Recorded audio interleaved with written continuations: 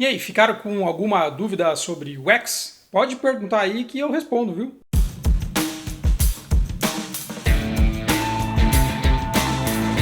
Oi, eu sou o Daniel e hoje eu vou responder algumas perguntas que o pessoal fez na playlist de Fundamentos de UX. Então o pessoal perguntou direto ou no YouTube ou no Facebook, então eu vou responder algumas coisas. Mas na verdade isso daí é um pretexto, sabe? Meu sonho era ser o Bikman e poder responder coisas do tipo assim: Pedro Gelado de Iglu Azul pergunta: querido Bikman, o que são essas coisas no céu? São estrelas. Então agora falando sério, eu vou responder algumas perguntas. O Wesley Acácio e o Paulo Rodrigues, aliás o Wesley, ele perguntou um monte de coisa, eu sugeri livros para ele respondendo essa pergunta, ele leu, gostou, então eu vou responder para ele e para quem tem essa dúvida. Ele pediu referências de livros e tals. Eu sei que eu falei um monte de vezes a respeito do Donald Norman e dos livros dele, principalmente o design do dia a dia. Então essa é a primeira coisa, que assim, se você não leu, então para tudo e começa lendo esse livro, que é esse cara aqui, ó.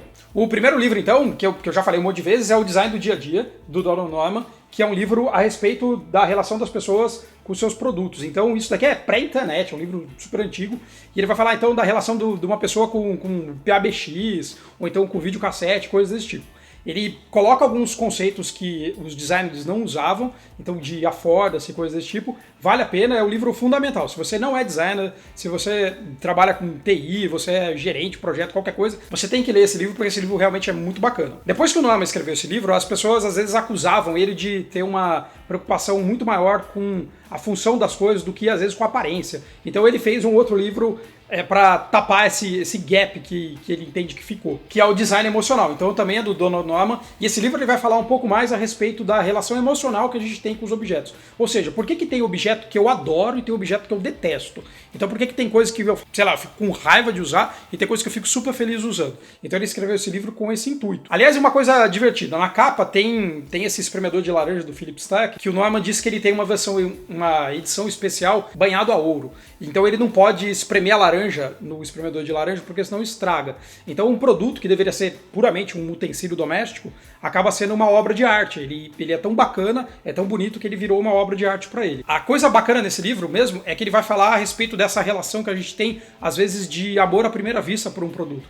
Então como é que eu me apaixono por um produto à primeira vista e como que eu fico tão interessado, ou aquele produto faz tão parte da minha vida, que eu acabo até mudando o meu relacionamento no Facebook para falar assim, em um relacionamento sério com o meu smartphone, e que você vai, de repente, até recomendar para um amigo aquele produto. Então esse livro é meio que continuação do design do dia a dia, vale muito a pena ler. Então tá aqui, ó, Design Emocional do Donald Norman. E por último, um livro que é meio que fundamental para leitura quando você quer falar a respeito de usabilidade, que é o Não Me Faça Pensar, do Krug.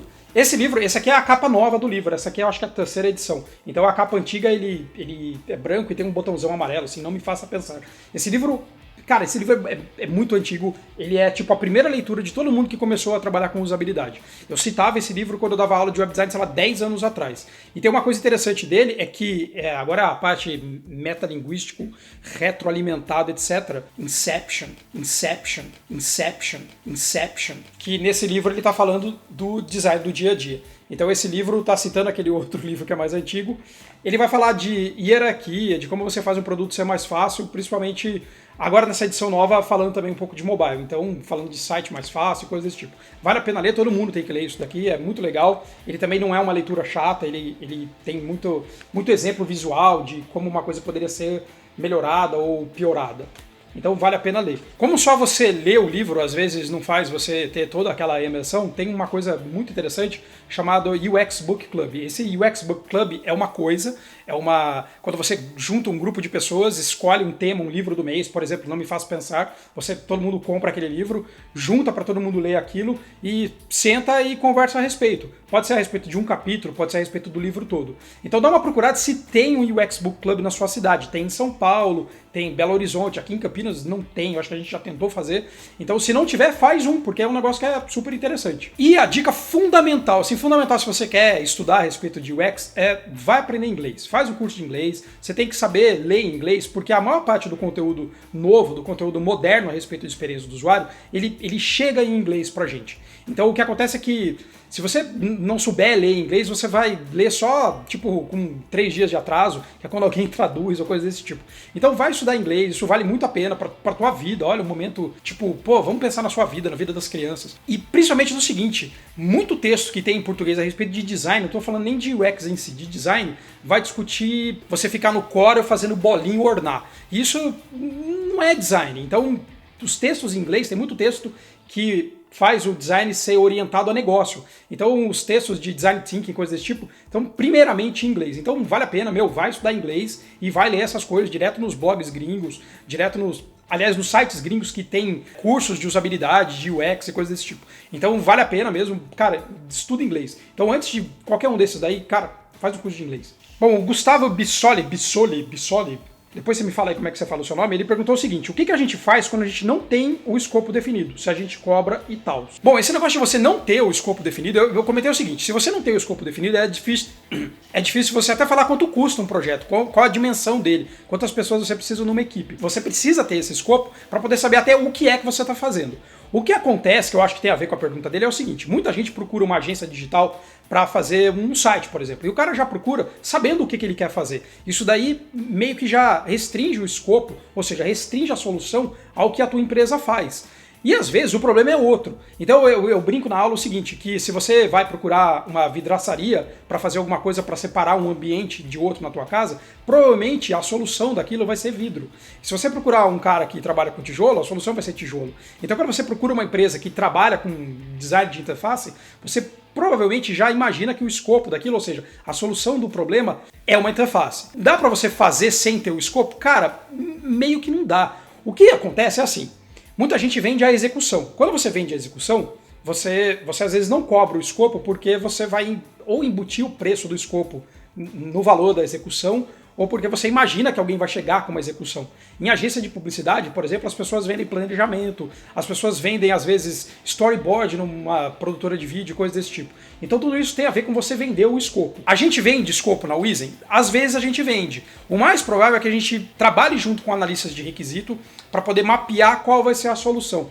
Às vezes o entregável disso é um wireframe ou coisa desse tipo. Então, sim, a gente vende escopo, e uma coisa que a gente nunca faz, então não faça isso. É você pegar, fazer o escopo para alguém no momento de aprovação de um projeto, entregar o escopo para o cara. Olha, então você me falou que o problema é esse, então a solução poderia ser isso, isso, isso, porque senão ele pega o teu escopo e faz tipo um leilão de quem soluciona aquilo de maneira mais barata. E você vai perder, porque alguém que não teve que pensar a respeito vai cobrar mais barato do que você, que teve que pensar a respeito e que está embutindo o preço do escopo ali na sua solução. Então, tipo, você precisa ter escopo para fazer o projeto. Se você não tem, vende. Se a sua agência tem como vender, vende. Se não, você tem que fazer o escopo e embutir o preço dele na hora de fazer o projeto mesmo em si, o site, o aplicativo ou coisa desse tipo. E o Fábio Augusto perguntou o seguinte: oi, se não for muito incômodo, você poderia fazer um vídeo explicando a diferença entre um mockup, um protótipo e um wireframe? Bom, primeiro é o seguinte, olha, um protótipo é qualquer objeto que você fez para tentar comprovar alguma ideia. Então você fez um protótipo, por exemplo, de um carro, para poder comprovar que aquele carro, sei lá, é aerodinâmico. Ou você fez um protótipo de uma interface para comprovar que aquela interface é navegável. Então o protótipo é uma coisa que você fez antes de fazer o objeto de verdade. Ou seja, é o pré-objeto de verdade. Um wireframe é um tipo de protótipo. Eu sei que tem textos na internet dizendo que o wireframe é uma coisa e o protótipo é outra. Sinceramente, eu discordo. Eu acho que o wireframe é um tipo de protótipo. Você pode fazer um protótipo de papel, você pode fazer um protótipo interativo no Axus, você pode fazer um protótipo, sei lá, de madeira, você pode fazer um protótipo de N coisas. O wireframe é um tipo de protótipo, provavelmente para discutir usabilidade, arquitetura de informação, mas não discutir a aparência. Para discutir a aparência de alguma coisa, normalmente você faz um mockup. Um mockup é um objeto que simula a aparência final de alguma coisa. Então ele não necessariamente é feito para você fazer um teste de usabilidade, mas você pode fazer, vou falar disso já já, mas, por exemplo, você pode fazer um mockup de um sorvete, tipo um sorvetão gigante assim de fibra, para você fotografar. Mas apesar daquilo lá ser bom para você tirar uma foto, ele não é bom para você fazer um teste se as pessoas acham que o sorvete não é gostoso, porque afinal de contas ele é uma escultura de fibra. Então você pode fazer um mockup para fazer esse tipo de coisa, para apresentar. Na Wizen a gente não chama nem isso de mockup, a gente não vende mockup para alguém, a gente vende o UI, que é a aparência final, por exemplo, de um aplicativo. Então eu faço aquela aparência final, mostro pro cara, vai ficar assim, eu posso pegar aquilo e colocar em algum aplicativo ou algum site, alguma coisa para fazer um teste de usabilidade, um teste de uso, colocar direto no celular, Mas o mais provável é que mockup, quando alguém chama de mockup, é pegar aquele desenho que você fez da interface, aplicar, por exemplo, no celular, para mostrar no contexto de uso, porque o cliente às vezes não entende como vai ficar aquilo dentro do celular,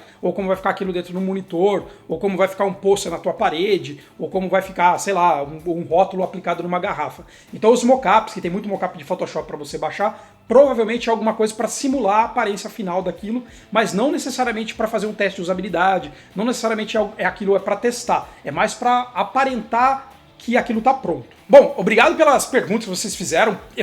Sinceramente, eu acho super legal que vocês façam perguntas, porque quando vocês fazem perguntas, vocês me ajudam a determinar como é que são as próximas pautas. Vocês também me deixam saber o que às vezes eu não expliquei direito, ou o que ficou faltando explicar. Então, façam perguntas mesmo, critiquem o que eu tô falando. Você pode fazer isso mesmo pelo YouTube e pela página do Facebook, facebook.com/UXNow. Então, obrigado. Eu vou juntar depois outras perguntas e tentar fazer um vídeo de respondendo perguntas de UX daqui a umas 2 semanas, 3 semanas assim, esperando juntar mais um pouquinho de coisa. Então, obrigado. Quem não assistiu os outros vídeos, assiste, compartilha com os amigos e se inscreve nos canais, no Facebook, me dá uma mala de dinheiro, faz o que vocês quiserem fazer aí pra esse canal ir pra frente. Beleza? Então, valeu!